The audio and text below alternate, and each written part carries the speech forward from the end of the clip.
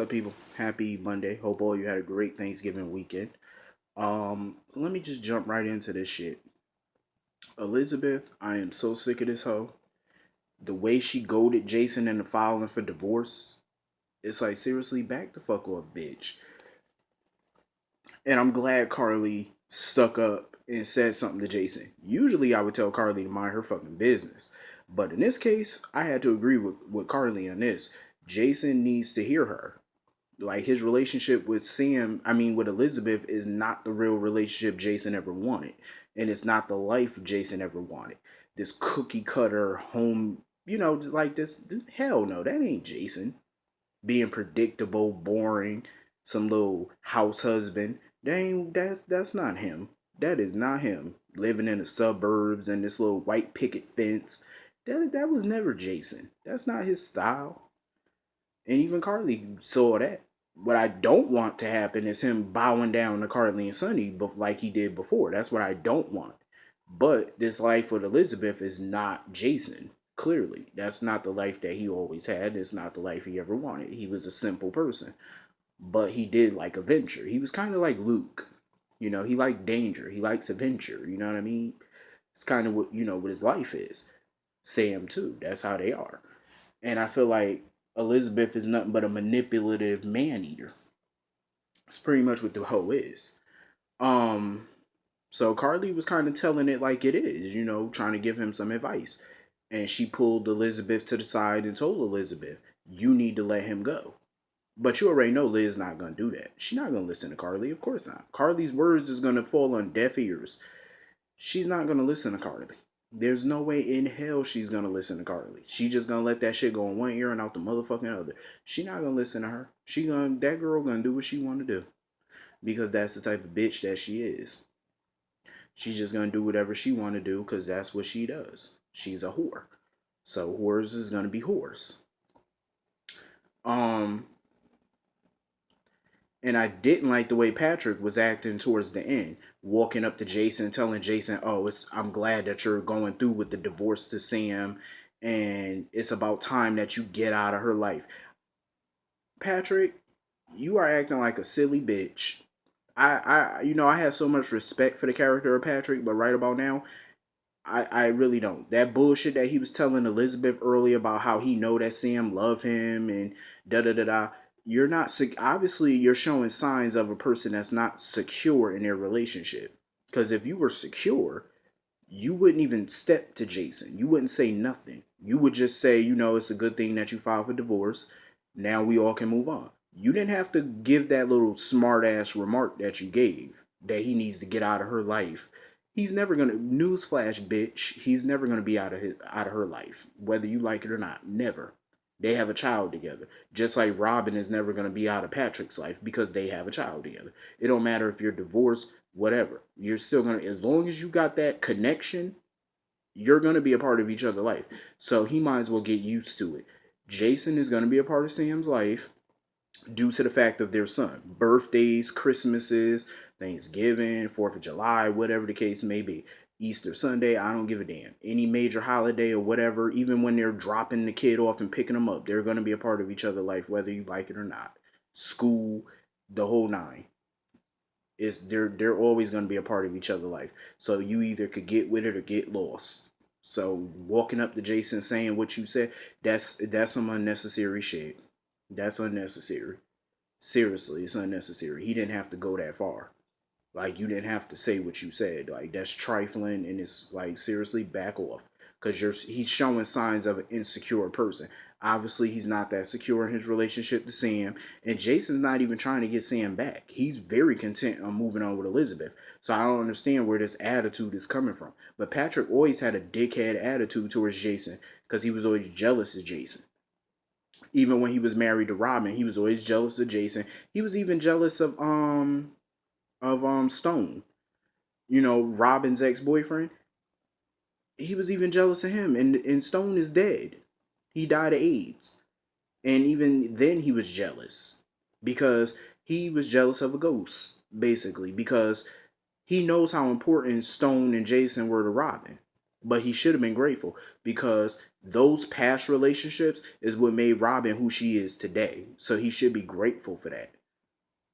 And he should admire that, not be jealous of it. Because number one, Jason, he was jealous of Jason because Jason and Robin were so close. But come on, that's her best friend. They've been there, done that. They were in a relationship 15, 16 years ago. That was a long damn time ago. That was a long time ago. And they did that. That relationship been over for damn near 20 years now. Come on now, that was ancient history. They're just really good friends.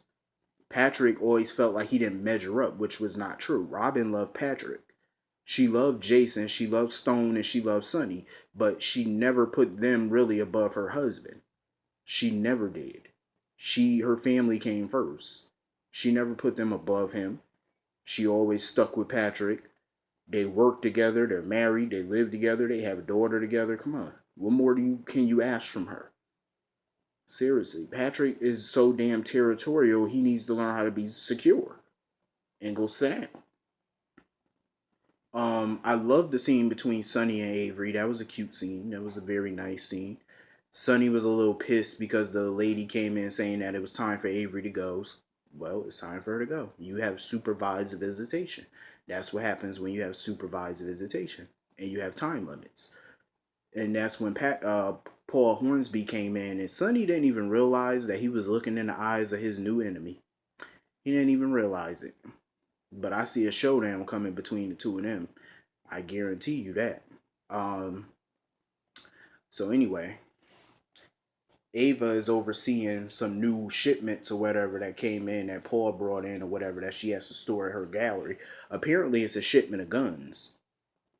It's some gun shipments or whatever that was in that crate that she was looking at. Ava, in my opinion, is a piece of shit. For her to even want to kill Sonny and have Avery order herself is like selfish. Like, come on, you already raised Kiki by yourself. Like, Avery deserves to have both parents. Like I said before, Avery should be in foster care. Because in my opinion, she did not hit the jackpot when it came to parents. I'm just saying.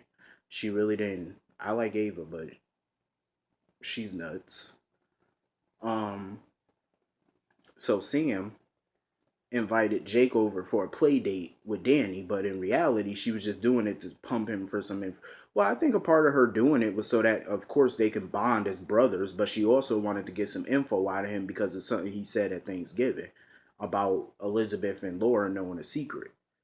Um, but, when she noticed that he was kind of getting a little flustered by her questions, she stopped asking him questions about the secret that they were keeping. She stopped pumping him for answers.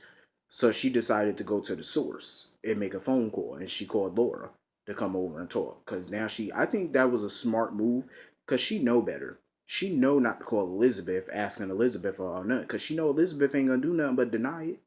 Laura, at least I hope, will say something. Because she has a moral compass so far. I mean, it's a little spotty, but come on. So anyway, Nicholas came back from Cassadine Island. He broke the news to Laura that Helena's dead. Laura, she consoled him or whatever because she knew how much, Nicholas kind of cared about Helena, and that was his grandmother. And surprisingly, Nicholas said he actually missed Helena. For years, he said that he prayed she would just die, but now that she finally is dead, it's like, what the fuck do I do with my life? You know what I mean? You know how it's somebody that you hate or somebody that irritates you the most finally just leaves your life and you just think of, okay, what do I do now? Because that person basically, after all these years, unbeknownst to you, they actually become your purpose in life. And now that they're no longer your purpose, it's like, okay, now I need a new purpose. So it's like, I get where Nicholas was coming from on that front. As much as he hated Helena, he really missed her because she kept him on his toes, every time. He knew that, when she left town, she would always come back to town, so he knew he would always see her. But now that he knows he's never going to see her again, allegedly, um, it's shaking him a bit, He's finally feeling it, that she's really gone this time. There's no coming back for her, allegedly. Because we all know, trust, you cannot keep the evil down for long. The devil is never too tired to raise hell. And I got a feeling Helena will be raising hell again at some point or another. So Laura took it upon herself to go to the Hornet Star and order herself a glass of champagne. She decided to celebrate Helena's demise, and I was like, wow. I was just laughing. I said, no, she ain't celebrating her death. But in Laura's defense, she has a right to be happy that Helena's finally dead because Helena has caused over 30 years of misery for her and brought hell on her and her kids and Luke. So, she has a right to kind of be happy about it and celebrate. There was no love lost between her and Helena. She hated the bitch. So hey, celebrate. Celebrate. Celebrate. I say celebrate. Fuck it. Get the balloons and shit out and let the champagne flow. The hell with it. Because trust me, if Laura ever died, trust me, Helena would be rejoicing and probably dancing on her grave. But anyway, um, Hayden was at the Floating Rib talking to the guy. I guess Sean directed her to help her find out who shot her. Because she doesn't believe Sean shot her. So now they need to go look for the bullet. Maybe Sean's bullet is still in that garage. I can't wait for Hayden to find out the truth. So now we can bed this storyline. Because Laura, she basically told Nicholas, may God have mercy on you if she ever finds out what you did to her. Like, you're gonna be in some shit. And and her and Nicholas finally came together again or whatever. I see nothing good happening between the two of them. Um, so anyway, Lulu goes over to the loft to tell Dante that she wants to fight for her marriage, and long and behold, Valerie, she finds out that they had sex again, and now here go Dante had no remorse. Dante had no remorse about it, and Valerie blamed the whole thing on Lulu. I say, you got to be kidding me. You have got to be kidding me. And Dante's excuses, oh, you filed separation. Oh, you said our marriage was over. First of all, she never said your marriage was over. You said your marriage is over. I distinctly remember Dante saying their marriage was over. Dante was the one who said, and I quote, our marriage is over if you cannot trust me. That's what he said. So Lulu, obviously your marriage isn't over. She didn't immediately file for divorce. She filed for separation. Let me say this again. Separation is not divorce. Separation does not give you the right to fuck somebody else, let alone your cousin-in-law. It does not give you that right to start dating other people. Separation is basically what it says is you move out or whatever the case may be, and you get yourself together, and then y'all take that time for yourself and then take the time to work on your marriage to end the separation. That's how that works for the most part.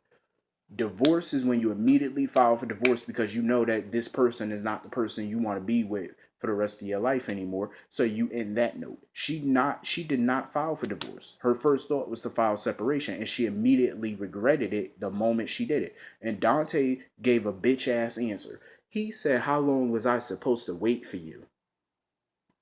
Motherfucker, you ain't even wait a day. It ain't even been a day since she served you with the papers. Ain't even a goddamn day. And you in bed with the same bitch again? After one day? The same day you signed those papers, you slept with her cousin. The same day. How long are you supposed to wait? He said that shit like he was like they've been separated for 6 months. Y'all only been separated for one goddamn day, sir. You ain't even been separated for 6 damn months to a year. Y'all only been separated one motherfucking day. Dante, have several seats. Just go to the stadium and go sit in all those seats, please. He is turning out more and more like Sonny every day because that's some bullshit that Sonny would have said. As soon as he said that, it reminded me of Sonny. I said, you know what? You is a chip off the old goddamn block. I swear to God. I swear.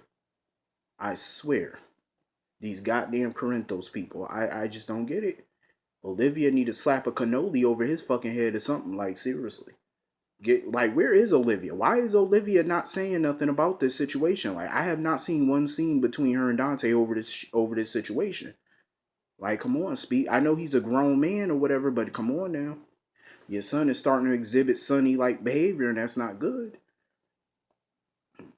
As far as I'm concerned at this point, Lulu, she needs to just cut her losses.